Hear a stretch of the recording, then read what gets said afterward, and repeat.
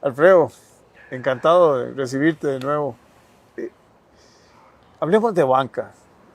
Es importante hablar de banca cuando encontramos, una propuesta de gobierno que ya ha sido hecha en anteriores gobiernos también, de vender un banco.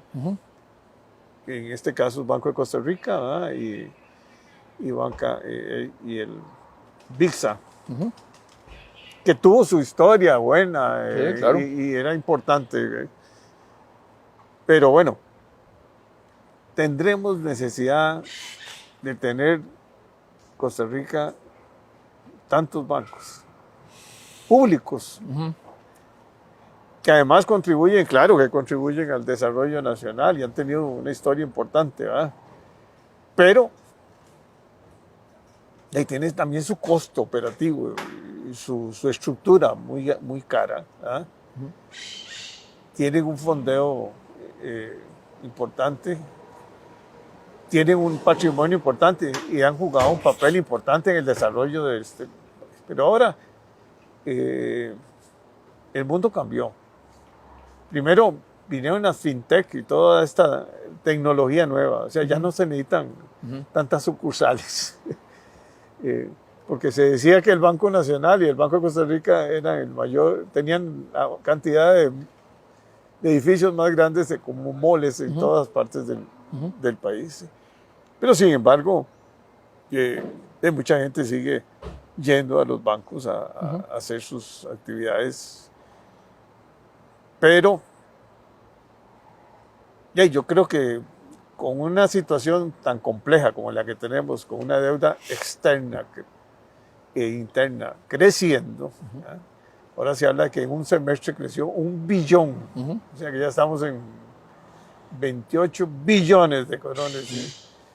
Hay que tomar medidas, o sea, hay que recortar un poco el tamaño del sector público, o hacerlo más eficiente, con más productividad, y sobre todo concentrarnos en las áreas más importantes. Hablemos de este esfuerzo o esta idea que tiene sus pros y sus contras, claro, lógicamente. Bueno, tal vez en primer lugar conversar un poquito sobre la banca en general.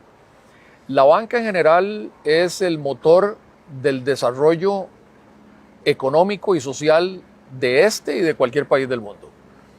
Una banca ágil, una banca eficiente y una banca que esté integrada completamente a las necesidades y requerimientos de los usuarios es vital, es vibrante, es una necesidad enorme. Y por supuesto que aquí en Costa Rica tenemos unas historias importantísimas de lo que ha sido la banca del Estado a través de los años, la apertura de la banca privada y el crecimiento que se ha dado, digamos, de la integración de ambos modelos, digamos, en lo que es el beneficio para los sectores productivos y empresariales del país. Desde ese punto de vista, podemos echarnos un poquito para atrás y empezar a rememorar, a ver qué sucedió. Hace algunos años teníamos 4 bancos del Estado y un banco que es ahí una cosa media rara, que es el Banco Popular. Teníamos el Banco Anglo-Costarricense, el Banco Crédito Agrícola de Cartago, el Banco de Costa Rica y el Banco Nacional. Por las razones que todos conocemos, se cerró el Banco Anglo, se cerró el Banco Crédito Agrícola de Cartago, y yo lo que me pongo a pensar es, bueno, en términos generales no pasó mucho, digamos, no pasó gran cosa, digamos. Desde el punto de vista de los sectores empresariales o productivos, se dieron concentraciones en los 2 bancos restantes, en el Banco Nacional y en el Banco de Costa Rica, y seguimos para adelante, seguimos funcionando bien. Aquí hay una discusión bizantina en relación con el tema de que, bueno, las joyas de la abuela y todas estas cosas, ¿verdad? Que a mí me parecen que no tienen mucho sentido. Si en su momento hubiéramos decidido vender el Banco Crédito Agrícola de Cartago o vender el Banco Anglo, Nos hubieran dado algo. nos hubieran dado algo. Yo no estoy diciendo cuántos miles o millones o lo que sea, pero digamos que hubiera sido tal vez más eficiente que haberlo cerrado, ¿verdad? En el caso de la propuesta actual sobre la venta del Banco de Costa Rica, me parece que es una oportunidad interesante. Es un banco importante, es un banco, digamos, de relativa importancia en cuanto a tamaño en Costa Rica, ¿verdad? No en el mundo internacional de la banca, pero sí es un activo interesante que puede generar cosas atractivas para inversionistas de fuera que pudieran venir y pudieran pagar los múltiplos que se pagan, digamos, en las negociaciones de bancos en el mundo. Algunas preocupaciones podrían ser el cómo se esté haciendo, ¿verdad? La propuesta. Yo no la conozco en detalle, digamos, el proyecto, y solamente he visto, digamos, los anuncios que ha dado el gobierno, ¿verdad? Que ha incluso dicho, digamos, cuánto podría esperar recibir por el banco. Eso es algo que, digamos, sí, pero eso será cuando los peritos... Exactamente. Y cuando una empresa experta en el tema de banca de inversión haga los procesos de debida diligencia y de análisis y demás, determinen cuánto puede ser la negociación y demás. Pero que oír uno que de pronto hasta el propio presidente habla de los posibles montos, es un tanto curioso. En el caso de VIXA, ya en los 90s tuvimos un proceso para la venta de VIXA porque, digamos, dejó de tener importancia relativa para el país, esa es la verdad. En su momento, cuando nació VIXA, era para poder acompañar al sector exportador y demás, en algunos otros esfuerzos que se hacían de las primeras integraciones de comercio internacional del país. Pero hoy día eso está absolutamente superado. Eso no tiene mayor sentido y si se lograra también vender eso, podría ser algo interesante. Ahora bien, cuando estamos hablando de ingresos para el gobierno, y es un poco de saneamiento de las finanzas públicas, claro, eso es muy importante en el tanto y cuanto vaya de la mano de hacer un replanteamiento del sector público como un todo. Si seguimos en esta vorágine de gasto y de crecimiento nadie mejor que vos lo sabe con los análisis que has hecho de las 330 instituciones y esa vorágine de crecimiento que tenemos, en donde cada día es más grande y más inútil el gasto. Y cada gobierno inventa 2 o 3 instituciones nuevas. Y entonces esas instituciones no tienen fondeo. No tienen fondeo, pero tienen gastos con formaciones y todo lo demás. Entonces ahí sí debemos de decir, si vamos a seguir vendiendo activos para financiar eso, la fiesta, digamos, eso no tiene ningún sentido, ¿verdad? Si eso va en paralelo a un replanteamiento, digamos, del Estado costarricense, de hacerlo, no hay duda que hay que hacerlo más pequeño, Jorge, eso es un tema que estamos claros. O sea, este país no requiere 330 instituciones. Definitivamente que eso tenemos que hacerlo, plantearlo. Y esto, desgraciadamente, se torna en un tema ideológico, ¿verdad? Y entonces una gran discusión y todo lo demás, pero lo cierto del caso es que requerimos un Estado... ¿Y quién lo fundó? Sí, quién lo fundó y los programas que se hacían en los años 40 y todo eso no tiene ningún sentido. Lo que sí tiene sentido es tener un Estado fuerte, ágil, eficiente, que sepa llenar las necesidades y los requerimientos de los sectores a los cuales está supuesto a servir. Y esa debiera de ser la gran meta. Así que eso en esa parte. La banca como tal sigue jugando y va a seguir jugando toda la vida un rol de enorme importancia para los temas de la producción nacional. El hecho de poder accesar en forma rápida, en forma que se conozca cuál es la actividad que, digamos, el sector empresarial esté planteando y demás, es de vital importancia. ¿Por qué?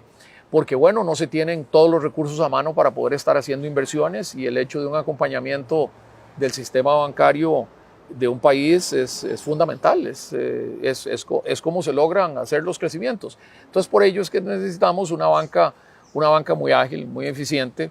Desgraciadamente, de ahí se ha venido perdiendo eso, se ha venido perdiendo competitividad y hoy, en el caso, volviendo al tema de los bancos del Estado, cuando vemos que realmente premiamos a los bancos del Estado por invertir en títulos del gobierno, cero riesgo, cero análisis, buena rentabilidad. Buena rentabilidad, no hay comités de crédito, no hay riesgos, son inversiones o sea, llega Jorge Woodbridge a plantear un crédito a cualquier banco, ¿verdad? Y le dicen, mire, tiene que traerme esto y proyecciones y estudios de mercado, y bueno, un montón de cosas, ¿verdad?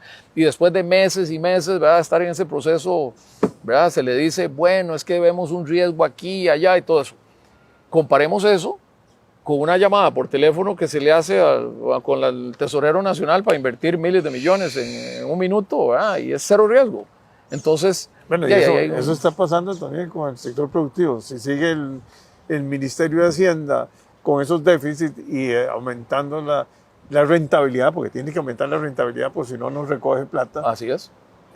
Mejor invertir en papel del gobierno. Mejor invertir en eso que invertir en el desarrollo. Claro. Invertir en el desarrollo, que es el único que genera empleo, que genera empleo sostenible y reactivación y todo lo demás.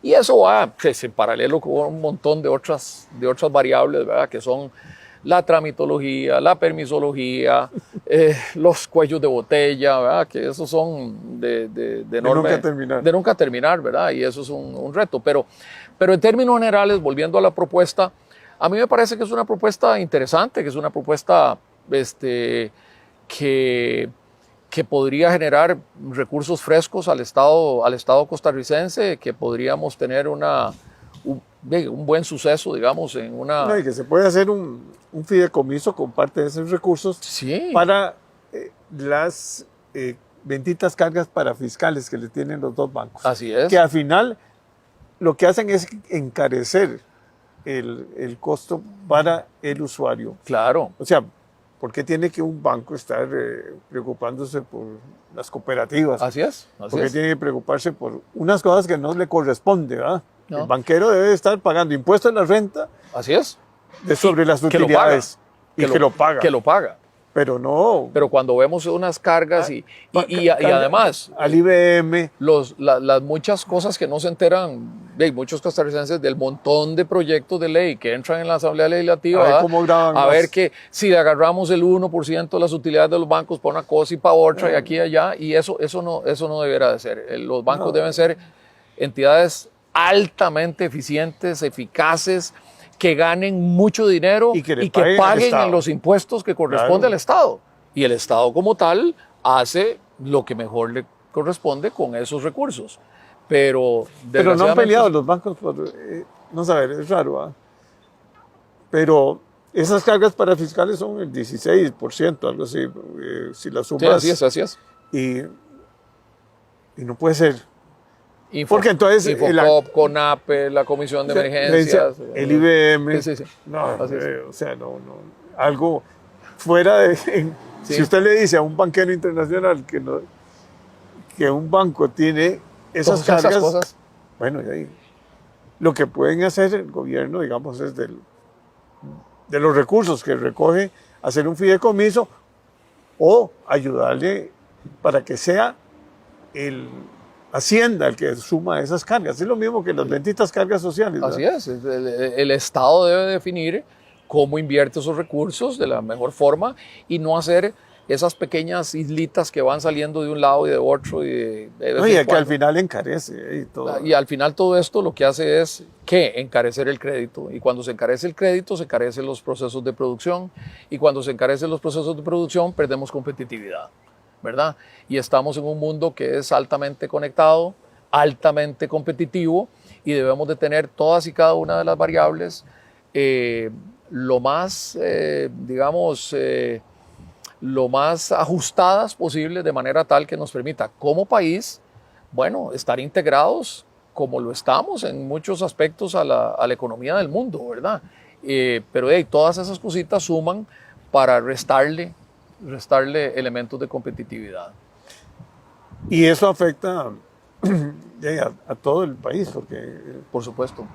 En el caso de los que estamos en el sector agropecuario, estamos generando empleo en zonas de bajos índices de desarrollo social, en donde, esa es la realidad, ¿verdad? Todavía tenemos muchísima gente que no está aspirando a trabajar ni en Intel, ni en Microsoft, ni nada, ¿verdad? Pero que sí necesitan sustento para sus familias, y la manera de cómo lograrlo es que los esfuerzos empresariales sean lo más eficientes y lo más competitivos posibles para poder dar esa oferta laboral sólida, permanente, sostenible, que les permita tener, digamos, un sustento, ¿verdad?, para sus familias en forma permanente. Eso es un enorme reto. Bueno, muchas gracias, Alfredo.